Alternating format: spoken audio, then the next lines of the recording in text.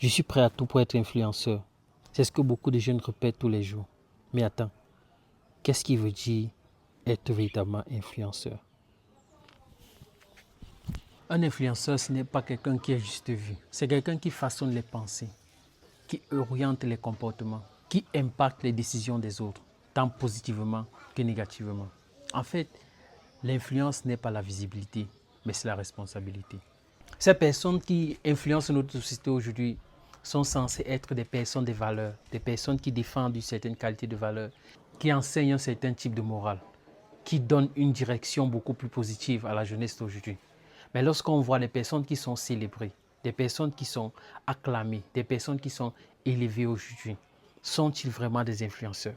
Sont-ils vraiment des influenceurs que nous devons célébrer, que nous devons acclamer aujourd'hui? Est-ce qu'on peut se considérer influenceur si ce qu'on célèbre en conduit notre jeunesse à la dérive? Est-ce qu'on peut se considérer influenceur si on présente une vie de luxe, une vie extravagante, une vie extraordinaire, sans jamais montrer la provenance de ses sous? Est-ce qu'on peut se considérer influenceur si le style de vie que nous montrons, si le style de vie que nous présentons, nous ne pouvons pas le défendre?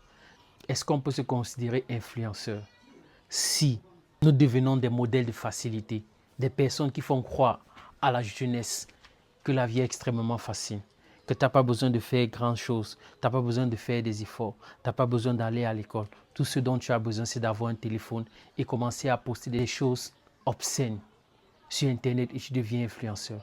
Est-ce que on doit appeler ce genre de personnes influenceurs si la seule chose qu'ils deviennent, si la visibilité qu'ils commencent à gagner est le résultat d'un bad buzz? Quelqu'un a dit un jour que le mal prospère parce que les personnes de bien restent calmes.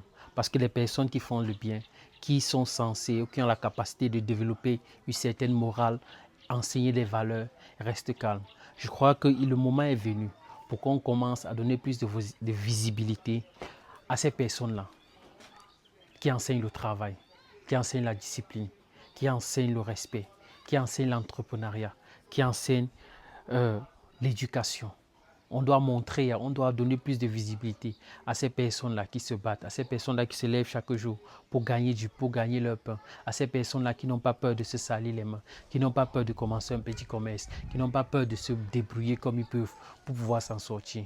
On dit que ceux qui veulent s'appeler influenceurs, ceux qui veulent porter le titre d'influenceur, ceux qui veulent influencer, avant de se lancer dans cette aventure, qui se posent la question, qu'est-ce que j'enseigne? Qu'est-ce que j'apporte de positif? Est-ce qu'après moi, est-ce que les gens pourront me prendre comme un modèle positif? Est-ce qu'après moi, dans 10 ans, 20 ans, 30 ans, est-ce que les gens pourront regarder mes vidéos et continuer à me croire et continuer à me suivre? Est-ce que je pourrai rester sur la durée sans toutefois me compromettre? C'est ce genre d'influenceur dont nous avons besoin.